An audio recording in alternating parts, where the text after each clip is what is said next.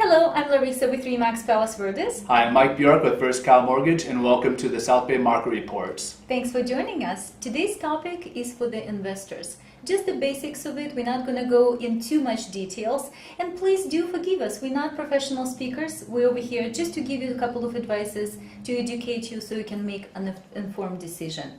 Investors are actually coming in two types, residential and commercial. Residential is everything below 4 units, and the commercial are 5 units plus, and it can be even office buildings, these type of things. But the big difference here is we're going to concentrate on residential primarily because on a residential, you're going to the lender's going to look at you as an individual as well as the property as qualifying purposes. Whereas on a commercial, it's basically what kind of revenue is being generated from the commercial building, and many times requires more down payment. So we're going to just concentrate on residential today. Sure. And before that, let's try to understand a couple of things terminology-wise. I've been asked many times, what are the numbers mean? Numbers mean everything, but for the investors, you have to know your numbers, you have to know your terminology. Let's start with the gross multiplier. Have you heard of this term before? All the time from investors. So let's give us a really quick crash course about how to determine what is the numbers in return on your investment. What you do is you just calculate gross income. You take entire income for the whole property for the year, then you take your purchase price, the one that you paid or planning to offer to, and you have to divide this by this gross income for the whole entire year. You usually get a number anywhere between 7 and 30. The lower, the merrier. The higher, I have to analyze it a little bit more. So let us show a quick graph for you to just visualize it a little bit better, and then we'll move on. All right, so here's the quick rental multiplier that Larissa was mentioning here. And the first thing you want to do is you want to take the purchase price. In this case, we're going to use $500,000 for illustration. And then you basically take the gross annual income, or the rent, and basically divide the two. And that's going to be your gross rental multiplier, your GRM. Now, this is important because what it will do is it'll give you your basic overview if it's a property that you want to further investigate. So you want to take a look at, make sure it's not too far one way or the other way. And then once you find that it's to your liking, to the calculations you need or what's applicable to your market, then you can run other more important calculations that will further gauge if it's a good property for you or not. But this is just a quick analysis for you to be able to run when you first identify any properties, and then once you identify that meets your criteria, then you can look at a little bit further, run some more analysis. So that's just why this is kind of important, one of the more important ones to look at. Larissa and I can certainly help you with some other calculations and help you determine if it is a property that is of value for you. We certainly cover the state of I cover the state of California, and basically Larissa and I basically cover around the LA, Los Angeles area. So feel free to give us a call, and back to the show. I hope that was a little bit easier to understand. Gross multiplier, or GM, like we're going to call it from now on, is a very sensitive parameter as well. For example, Manhattan Beach, golden location, one of the best areas in South Bay, a high demand.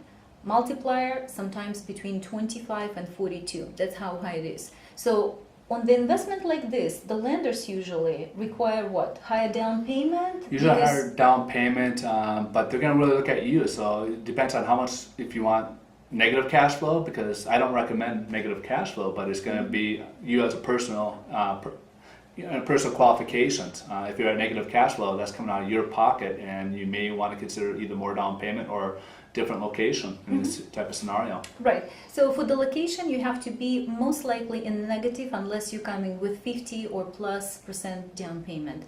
Unlike that, let's say Wilmington or Long Beach or some parts of Torrance, PO, you have multipliers as low as 7, 8, 11. This is a really friendly numbers. Of course, the location is not as brilliant, but it's fairly safe. You don't have to have your gun with you to collect the rents. Right.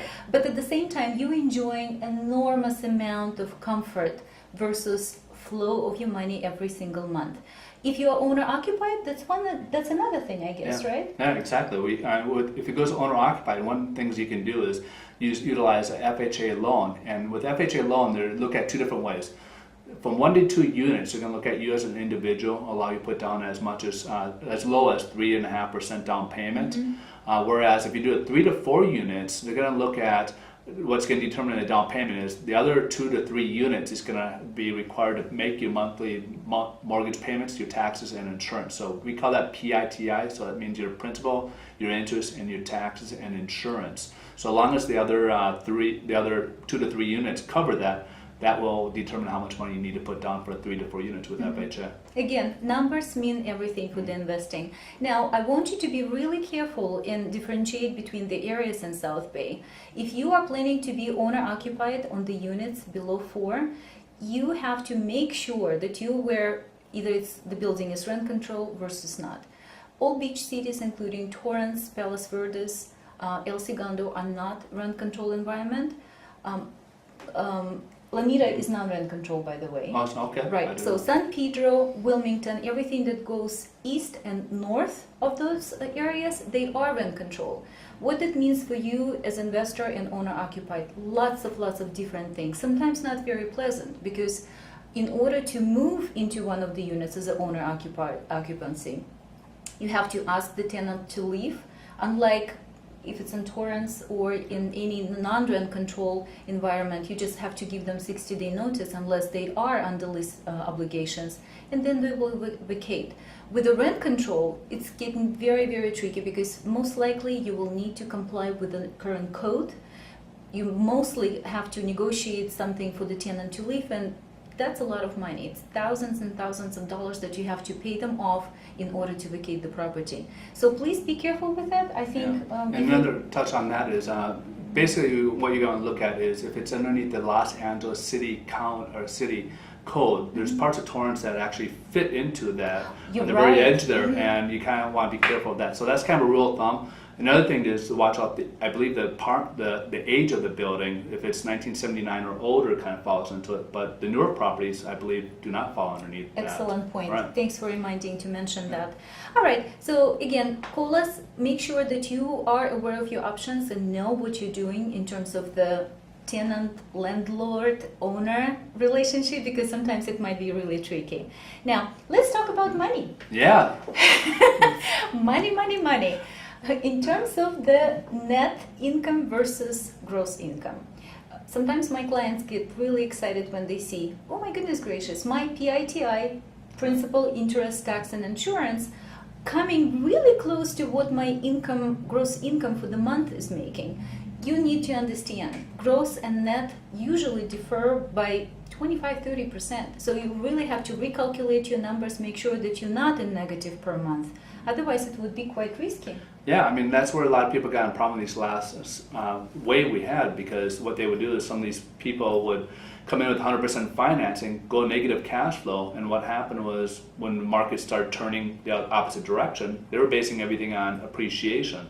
So with that now depreciation, they're underwater. A lot of them just end up walking away, and of course a lot of tenants moved out. So that's why it's really important to, as Larissa pointed out, to really watch your numbers and make sure that they make complete sense, and you want to have that nice cushion in there to protect yourself, obviously.